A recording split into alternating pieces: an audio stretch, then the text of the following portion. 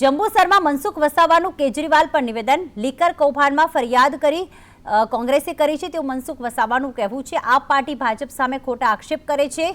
ચૈતર વસાવાને કોર્ટે સજા કરી છે, ભાજપે નહીં। ગુનો કરે તો સજા પણ થાય જ તેવું મનસુખ વસાવાએ નિવેદન કર્યું છે। સજા આપવાનું કામ ભાજપનું નથી તેવું પણ કહ્યું છે। કેજરીવાલ પર એફઆઈઆર થઈ છે, કોને કરી છે?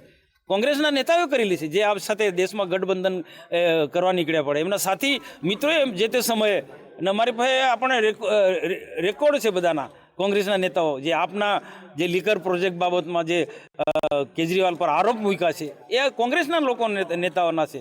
એટલે આજે જેલમાં જે છે એમને જે પ્રકારના જે કૃત્યો કર્યા છે, એમને જે ગેરકાનૂની કામો કર્યા છે, એના કારણે આજે જેલમાં છે।